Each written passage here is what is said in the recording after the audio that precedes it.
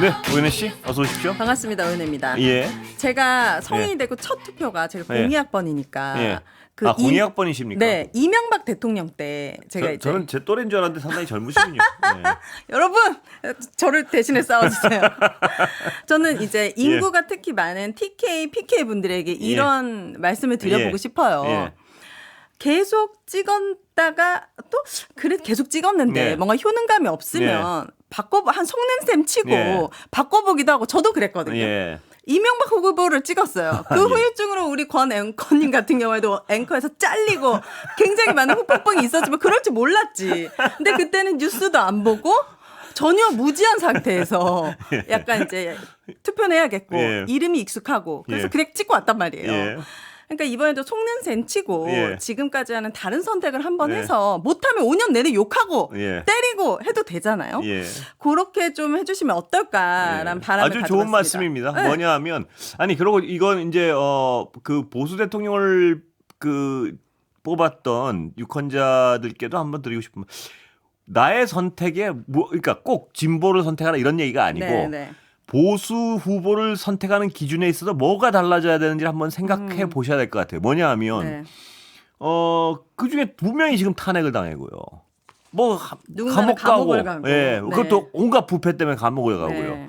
그렇다면 이 보수란 진영의 대통령을 선택하는 기준이 뭔가 획기적으로 달라야 되지 않겠는가. 내 삶과 내 지역 경제가 자격이 안 되는 사람은 과감하게 또 버릴 줄도 알아야 되고. 근데 무조건 찍어주니까 이런 일들이 반복되지 않겠습니까? 오윤혜 씨 그래도 이명박 씨 한번 찍은 다음에는 달라져가지고. 그다음부터 뉴스 봅니다. 뉴스도 보시고. 봅니다. 뉴스도 보고. 또 효능감을 느꼈잖아요. 아주 안 좋은 효능감? 그러다 보니까 뭐가 달라지잖아요. 아, 이거 안 되겠구나. 그러니까요. 그거를 좀 느껴보셨으면 좋겠다라는 말씀을 드립니다. 경선 당시 후보를 뽑을 때도 제대로 된 사람을 뽑아서 진짜 지지하시고 싶으면 제대로 된 사람을 지지해서 제대로 된 사람이 후보에 나오게 하고 그 사람을 끝까지 보수로 지지를 하시는 건 문제가 없는데 뭐 꼭 우리 사람이라고 이상한 사람들 뽑아가 지금 윤석열 씨 보셨잖아요. 그러면 이제부터 기준은 좀 달라져야 될 것 같아요. 진영의 후보라도 정말 아니다 싶으면 버릴 줄도 정말 알아야 되고. 이번에 국민의힘 대선 후보 선출 과정에서 얼마나 유권자를 무시하는 일이 있었습니까? 새벽에. 그렇기 때문에 한 번쯤은 한번 속는 셈 치고 다른 선택을 해볼 수도 있지 않을까. 왜냐하면 내란이라는 사태를 겪었고요. 계엄이라는 사태를 겪으셨으면 이번에 좀 단호하실 필요도 있는 것 같아요. 저는 어느 쪽을 지지하라는 말씀이 아니고 정말. 맞습니다. 이런 국가적 재난을 가져온 상황에 대한 책임을 물어야 되지 않겠습니까? 네, 그렇죠. 그렇습니다. 계속 그렇게 지지했는데 내 지역과 내 삶과 이 지역의 이 경제가 나라를 나아졌는가. 피폐하게 만들고 할 때는 책임을 물어야 되지 않겠습니까? 맞습니다. 제가 실시간 소개해드리도록 하겠습니다. 1217님께서 권순표의 뉴스 하이킥 많이 응원합니다. 압도적인 시청률 1위가 영원토록 이어지기를 진심으로 바랍니다. 권 앵커와 제작진 여러분, 오윤혜 씨의 권트를 기원합니다. 사랑합니다. 이렇게 사랑을 갑자기 엄청 고백해 주시네요. 감사합니다. 네. 이런 사랑 고백 너무 좋아요. 네, 8008님께서 시청자의 버팀목 MBC 권순표의 뉴스 하이킥 진행자와 제작진과 애청자는 한 가족 앞으로도 속 시원한 시사 부탁드립니다. 이렇게 남겨주셨습니다. 알겠습니다. 명심하겠습니다. 오늘 저희가 이제 방송을 하고 있는 MBC에서 저녁 8시에 마지막 대선 토론하죠. 대선 토론이 열립니다. 제가 그래서 개인적으로 TV 오늘 마지막 토론이기 때문에 관전 포인트를 좀 알려드리고 싶습니다. 우선 이 대선의 의미 왜 열렸습니까? 불법 비상계엄을 통해서 이 내란 사태로 보궐선거로 이뤄진 대선이잖아요. 그래서 첫 번째 내란범들에 대한 단죄에 동의하는가 이걸 정확하게 정리하고 청산을 해야 우리가 또 나아갈 수 있기 때문에 그리고 두 번째는 어제 오늘 굉장히 시끄러웠던 벤츠남 선거 테러 이분이 막 잡혀가는 중간에도 중국 공안 데려오지 말고 한국 경찰 데려와라.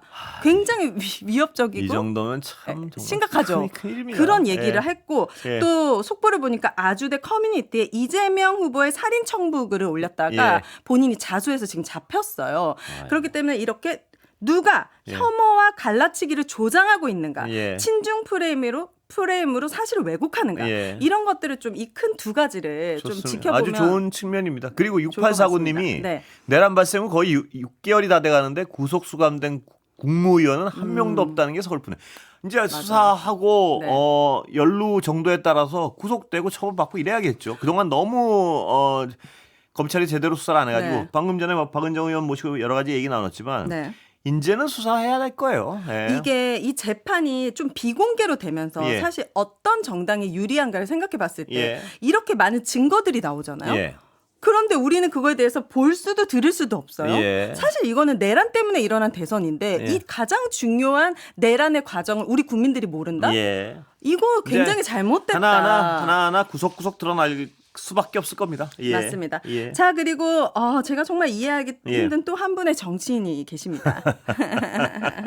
아까도 이분은 당분간은 호남 쪽으로는 발도 쳐다보지도 못하게 되지 않을까. 이낙연 대표가 예. 이제 김문수 후보를 지지했습니다. 민주당 괴물 정권의 탄생을 내가 막겠다. 계엄으로 내란을 실행하려 했던 정당 극우 세력과도 절연을 못하고 있는 후보와 지금 손을 잡기로 했습니다. 이낙연 대표가. 예. 왜 이렇다고 생각하십니까? 진짜 궁금해요. 바닥을 모르고 추락하는 분 같은데요.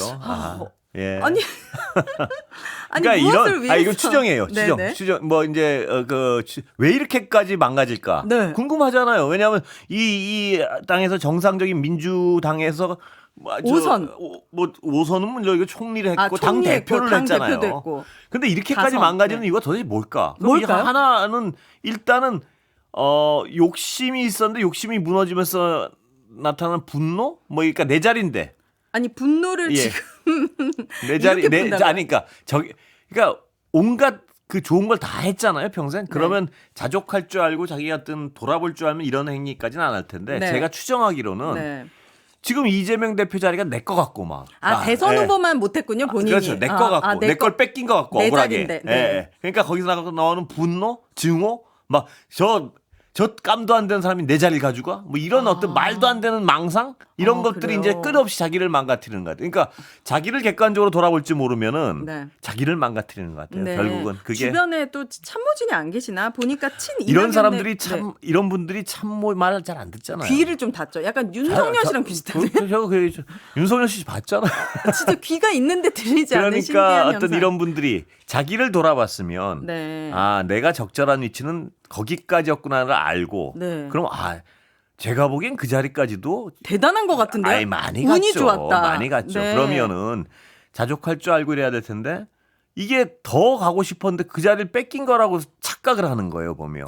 자신의 어떤 역량을 생각 안 하고. 그러니까 이런 말도 안 되는 일을 하겠죠. 지금 이분이 그래도 민주진영에서 평생을 있던 사람인데 맞아요. 지금 그 탄핵 자체를 반대하는 분 후보와 지금 같이 함께하겠다. 연합을 해서 이게 무슨 말인지 모르겠어요. 그러니까 이분을 지지했던 시민분들에게는 엄청 큰 상처가 될 것 같아요. 내가 저렇게 하라고. 저는 뭐 과거에. 상처도 아니고 네, 분노? 무관심? 뭐 일단 저는 사실 약간 관심이 안 가거든요. 그러니까 그런 네. 종류일 거예요. 뭐 네. 마음대로 하라 그래 이런 정도일 네. 거예요. 근데 아까도 말씀하셨지만 이분 고향 가면 이제 아마 정상적인 가기는커녕 그쪽 바라보기도 좀 힘드시지 않을까. 참 안타까워요. 왜 네. 그 어떤 엉뚱한 욕심 때문에 이렇게 망가질까? 네. 예. 1347님께서도 이낙연 전 총리 변심의 궤적은 망가지는 정치인의 교과서가 되겠다. 이렇게 또 남겨주셨습니다. 참 옛날에 총리할 땐 그래도 굉장히 훌륭한 분인 줄 알았던 분들이 많잖아요. 네. 예. 자, 그리고 이수정 국민의힘 수원정 예. 당협위원장의 이분? 황당한 주장도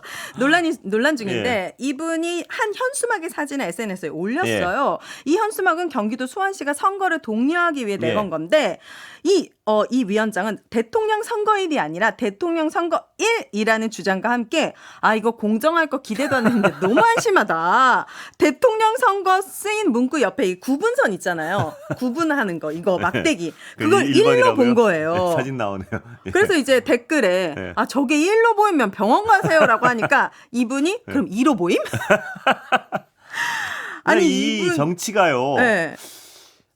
이낙연 전 총리 얘기도 방금 했지만 네. 정치가 이 잘못 길을 걸어가면 이렇게 됩니다. 사람을 많이 망가뜨리는 것 이 같아요. 프로파일러 우리 다시 점검해 봐야 되는 거 아닙니까? 이런 식으로 아니, 보고 그러니까 싶은 옛날에 어떤 것만 범죄인 봅니까? 얘기할 땐 이분도 멀쩡한 판단력을 가지고 있던 분 아니에요. 근데 모르게 다시 모르게 봐야- 다시 이제 좀 해봐야 될 것 같아요. 다시 한번 보긴 봐야 될 것 같아요. 정해놓고 그 길을 따라가셨나? 그러니까 이 정치가 어떤 잘못된 위치에 선택을 하면 그걸 합리화해서 엉뚱한 얘기라고 나중엔 정말 또 망가지는데 끝이 없는 것 같아요. 이분도 네. 참 범죄학자일 땐 말입니다. 많은 사람들이 귀 기울였잖아요. 맞아요. 되게 네. 신뢰받고. 참 이거 네, 정말 굉장히 황당하고 제가 조금 이제 정치 성향이 극단적인 분들과 요즘 SNS로 대화를 하면서 느끼는 거는 제 대화를 결론은 어떻게 뭐냐면 하십니까?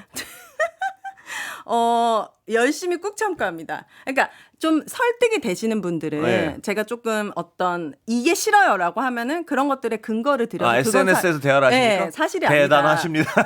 저는 할 수 있는 노력을 최선을 다하는 네. 거죠. 근데 제 결론은 이게 설득의 영역이 아니라 이건 치료의 영역이라는 결론에 다다랐어요. 많은 분들은 그러시지 않겠지만. 그런 분들이 있죠. 네. 근데 제 주변에 그 집안 대대로 완전 골수 보수 성향인 친구가 있는데 어제 술 먹고 전화가 왔더라고요.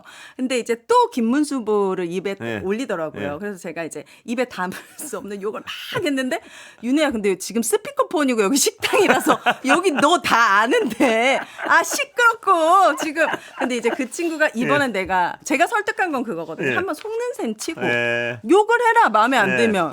좋은 얘기입니다. 네. 그래서 그 친구는 이제 설득이 되었습니다. 그러니까 어떤 자신의 지지하는 진영을 위해서도 징계를 할 줄 알아야 새로 나지 않겠습니까? 당연하죠. 때릴 줄 알아야죠. 네. 근데 무조건 정말 눈 감고 입 막고 지지해주면 반성 안 할 거예요. 절대 안 합니다. 오늘 토론 많은 분들이 보셨으면 좋겠습니다. 수고하셨습니다. 감사합니다. 안녕히 가세요. 네.